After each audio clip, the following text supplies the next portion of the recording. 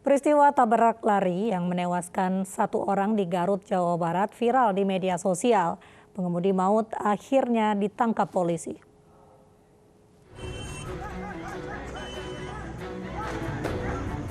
Warga menghentikan paksa seorang pengendara mobil yang kabur usai menabrak pengendara motor di Jalan Pembangunan, Kecamatan Tarogong Kidul, Kabupaten Garut.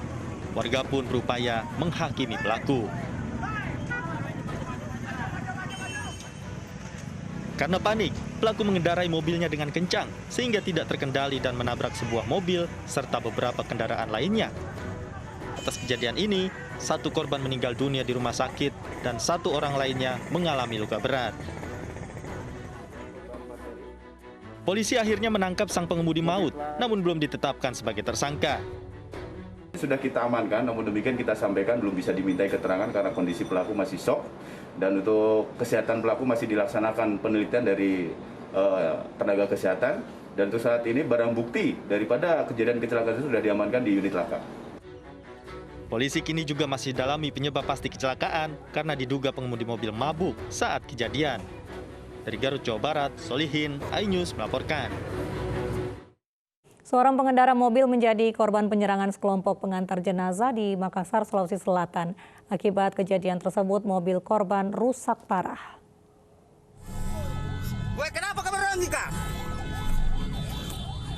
Inilah aksi pengantar jenazah saat menyerang seorang pengendara mobil yang sedang melintas di Jalan Perintis Kemerdekaan, Makassar, Sulawesi Selatan.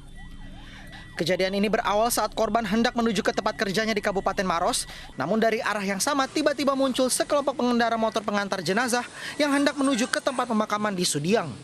Korban diarahkan untuk menepi, namun korban sempat mengeluarkan kata-kata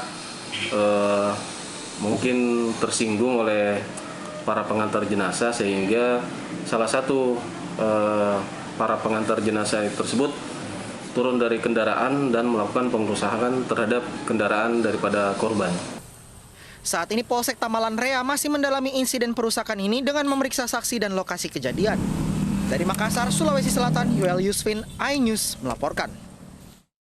Pedagang Pasar Horas Pematang Siantar, Sumatera Utara berunjuk rasa menentang kebijakan PPKM level 4. Petugas kesulitan menghalau massa yang berkerumun dan memblokir jalan.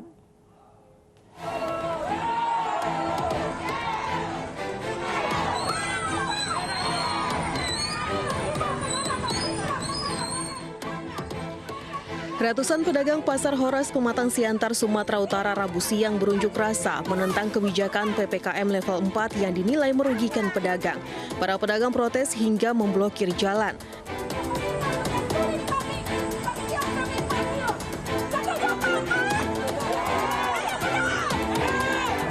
Sejak kebijakan PPKM level 4 diterapkan di Kota Pematang Siantar, akses jalan menuju Pasar Horas ditutup. Hal tersebut menyebabkan kondisi pasar sepi dan pendapatan pedagang menurun. Ya, sangat terpuruk sekali, menderita. Dagangan gimana, Bu?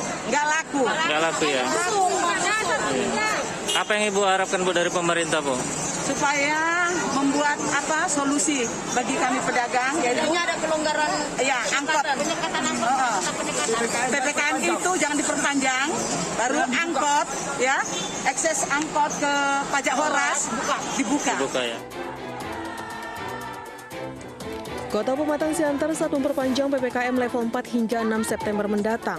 Sejumlah ruas jalan protokol khususnya ke arah pasar disekat untuk membatasi mobilitas warga. Dari Pematang Siantar, Sumatera Utara, Dharma Setiawan, iNews melaporkan. Pasca bentrokan dua ormas yang menewaskan satu orang, situasi di kampus Universitas Krishna Dwi Payana, Pondok Gede, Bekasi, Jawa Barat kembali normal. Kantor Rektorat diliburkan sementara, sedangkan aktivitas penerimaan mahasiswa baru tetap berjalan.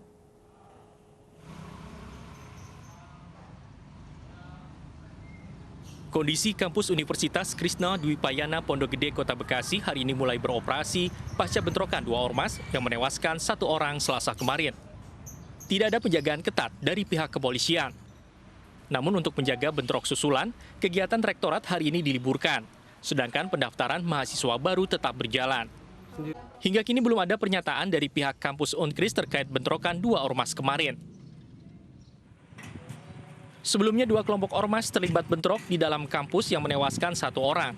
8 orang ditangkap polisi, sedangkan pemicu bentrokan diduga masalah internal akibat pergantian jabatan rektorat.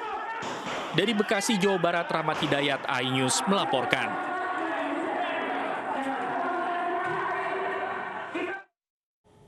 Bupati Madiun Ahmad Dawami membantah tudingan belum membayar insentif bagi tenaga kesehatan penanganan COVID-19.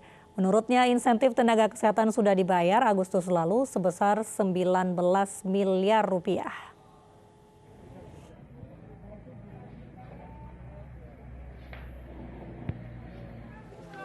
Menteri Dalam Negeri Tito Karnavian menegur 10 kepala daerah yang belum membayarkan insentif kepada tenaga kesehatan di daerahnya.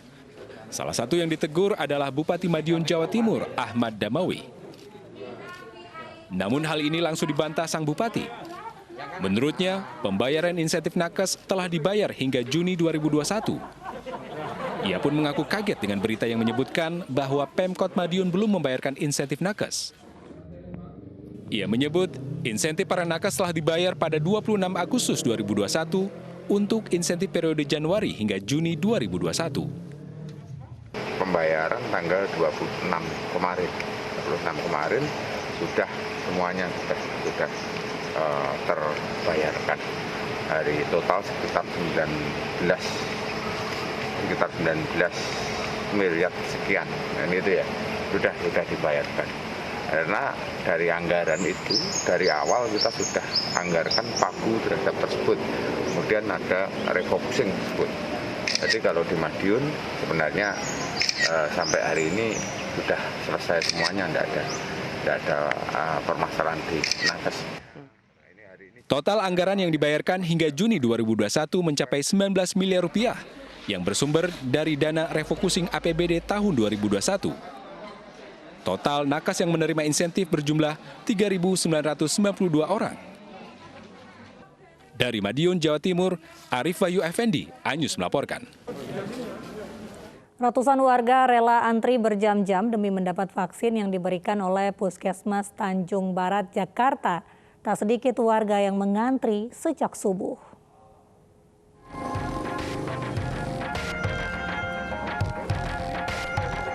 Inilah antrian warga di depan Puskesmas Tanjung Barat, Jakarta Selatan Rabu pagi. Ratusan warga ini rela berdiri berjam-jam untuk memastikan dirinya mendapatkan vaksin COVID-19. Sejumlah warga bahkan mengantri sejak dini hari demi mendapatkan nomor urut lantaran kuota vaksin yang disediakan terbatas. Kakak antri dari jam berapa? Suami saya ngantri dari jam 4. Dari jam 4? Iya, ngambil nomor antrian doang. Oh gitu. Kakak sendiri nomor urut berapa kan tadi? Kenapa? Nomor urut berapa antriannya? Nomor 2. Oh nomor 2. Tadi antri dari jam berapa Bang? Dari jam 4 subuh. Dari jam 4 subuh. Bang, ini Abang vaksinnya keberapa Bang? Yang kedua. Jenis vaksinnya Bang? Jenis vaksinnya Sinovac.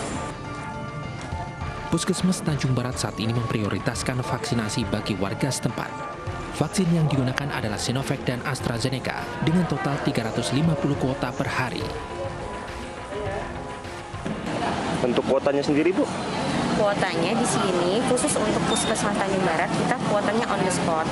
Itu untuk vaksin yang kedua itu sebanyak 100. Perharinya 100. Itu beda sama yang AstraZeneca. Pada hari Rabu tercatat setidaknya 36.000 warga telah menerima vaksin COVID-19 di Puskesmas Tanjung Barat Jagakarsa, Jakarta Selatan. Dari Jakarta, Helmi Sajangbati, iNews melaporkan. Belasan polisi wanita dari Polres Kendal, Jawa Tengah menyambangi rumah lansia di pelosok desa untuk divaksin dan diberi bantuan. Menggunakan motor trail, Polwan Polres Kendal ini menyusuri jalan setapak yang sulit dijangkau kendaraan besar.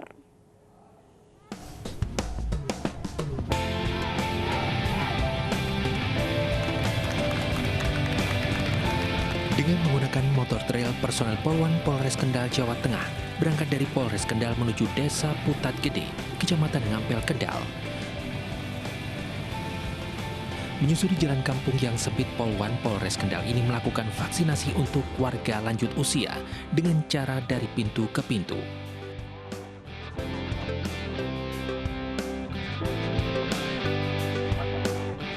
Kegiatan ini dilaksanakan bertepatan dengan Hari Jadi Polwan ke-73.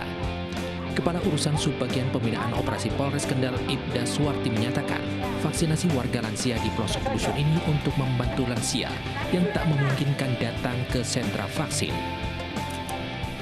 Hari ini bertepatan dengan rangkaian Hari Jadi Polwan ke-73 tahun 2021 ini, Polres Kendal melaksanakan kegiatan bakti sosial dan bakti kesehatan, yaitu salah satunya dengan melaksanakan vaksinasi door to door, di mana Polwan Polres Kendal melaksanakan patroli dan melaksanakan vaksinasi ke rumah-rumah warga yang tidak bisa berhalangan hadir atau yang butuh bantuan khusus. Selain vaksinasi keliling, Polwan Polres Kendal juga mengadakan kerja bakti sosial dengan pemberian sembako kepada warga terdampak pandemi COVID-19. Di Desa Putat Gede dari 2.223 warga baru 15% atau sekitar 280 orang yang sudah divaksin COVID-19. Sementara itu, berdasarkan data dari Dinas Kesehatan Kendal, angka vaksinasi COVID-19 saat ini mencapai 281.910 orang. Jumlah ini diperkirakan baru 25% dari total penduduk Kendal. Dari Kendal, Jawa Tengah, Edi Prayitno, iNews melaporkan.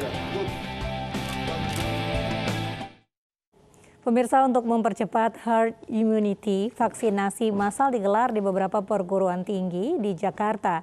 2 juta dosis per hari menjadi target untuk lepas dari pandemi COVID-19.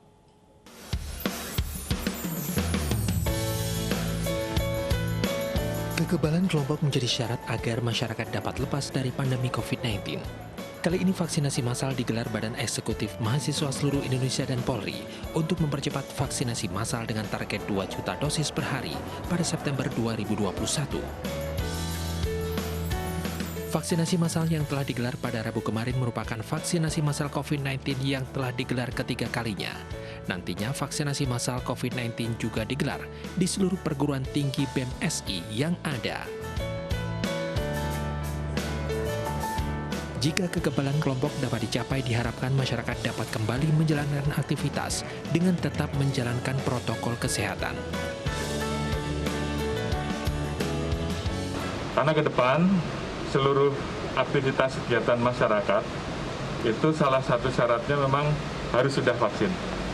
Sebagai contoh, saat ini kita terapkan aplikasi ya, Peduli Lindungi, yang kemudian ini akan dipasang di seluruh sektor-sektor yang memang di situ akan ada kegiatan aktivitas masyarakat, sehingga mau tidak mau masyarakat harus ikut vaksin sehingga bisa melaksanakan aktivitasnya dengan aman.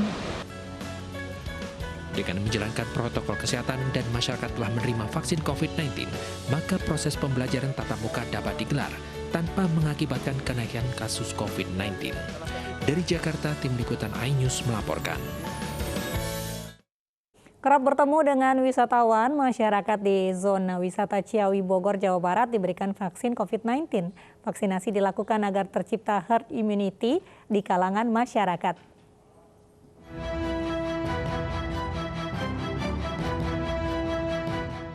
Proses percepatan vaksinasi terus dilakukan. Salah satunya vaksinasi yang digelar di kawasan wisata Ciawi, Kabupaten Bogor, Jawa Barat. Vaksinasi gratis digelar Korps Marinir TNI Angkatan Laut bekerjasama dengan Rumah Sakit Kanker Darmais guna tercapainya herd immunity serta memberikan rasa aman pada masyarakat. 1.500 dosis vaksin telah disiapkan, khusus untuk masyarakat yang ada di sekitar lokasi wisata. Mempercepat memutuskan rantai penyebaran COVID. Kegiatan ini kita melaksanakan vaksin menggunakan vaksin Sinovac, di mana yang kita siapkan ini ada 1.500 vaksin. Selain divaksin, masyarakat juga diperkenankan untuk bersuah foto dengan alutsista TNI Angkatan Laut serta para prajurit marinir. Dari Bogor, Jawa Barat, Wildan Hidayat, iNews melaporkan. Pemerintah Kabupaten Bogor, Jawa Barat dan polisi akan memberlakukan uji coba aturan ganjil genap di jalur wisata Puncak. Aturan ini diterapkan seiring semakin melonjaknya arus kendaraan wisatawan.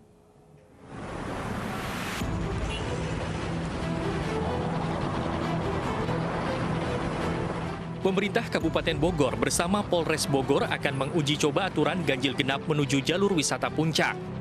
Uji coba aturan ganjil genap akan diterapkan mulai hari Jumat hingga Minggu pekan ini.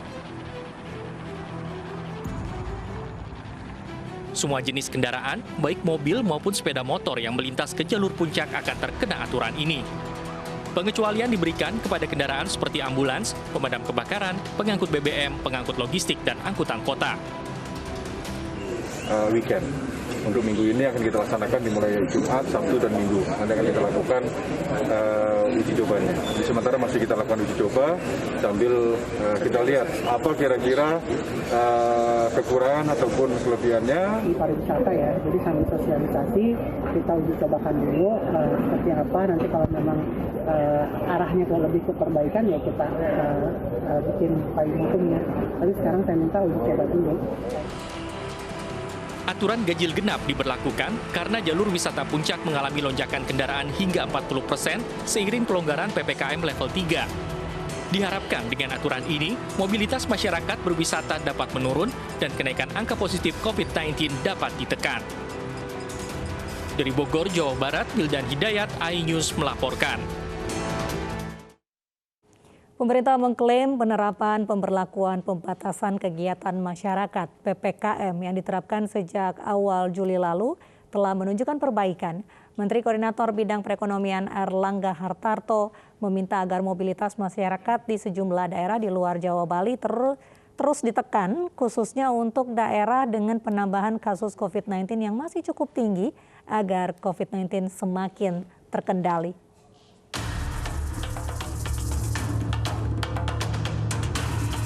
Pelaksanaan PPKM level 4 memberikan dampak positif dalam menekan angka penularan kasus COVID-19.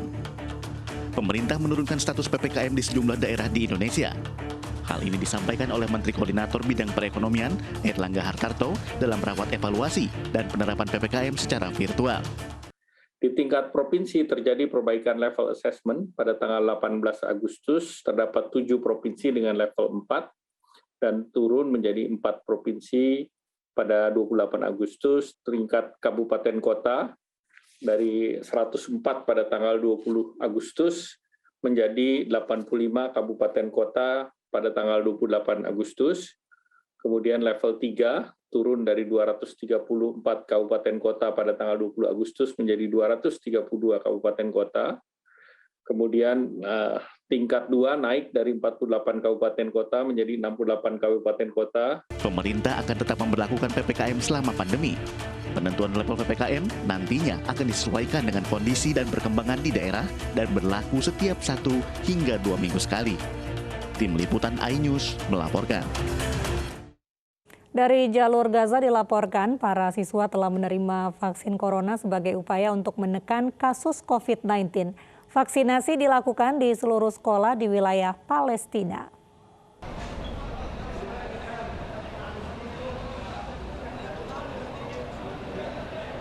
Otoritas Kesehatan Palestina meluncurkan program vaksinasi untuk siswa di jalur Gaza yang berusia 16 hingga 18 tahun. Vaksinasi berlangsung saat wilayah Gaza sedang menghadapi gelombang ketiga infeksi virus corona. Pejabat Kesehatan Palestina mulai memberikan vaksin Pfizer di sekolah-sekolah di jalur Gaza pada Rabu kemarin dengan tujuan untuk memvaksin lebih dari 100.000 siswa dalam beberapa minggu mendatang. نحن نسعى من خلال هذه الحملات الخاصة بتطعيم المجتمع لتطعيم أكثر من 70% من أبناء شعبنا، وهذا سيحدث المناعة المجتمعية المطلوبة لمواجهة الوباء والحد من مخاطر الإصابة بفيروس كورونا. Pejabat Palestina di tepi barat juga telah memulai program yang sama pada hari Selasa. Kurang dari setengah populasi di tepi barat telah menerima vaksin dosis pertama dan sekitar 15% populasi Gaza telah mendapatkan suntikan pertama. Pejabat Kesehatan Gaza telah melaporkan sekitar 131.000 kasus penularan virus corona dan 1.146 kematian sejak awal pandemi. Sementara itu, Palestina menerima 500.000 dosis vaksin Moderna minggu lalu, sumbangan Amerika Serikat yang diberikan melalui COVAX, inisiatif berbagi vaksin global bagi negara-negara miskin. Publik Inggris menengok patung Putri Diana di Istana Kensington untuk mengenang 24 tahun kematian sang putri. iNews Pagi akan segera kembali usai jeda.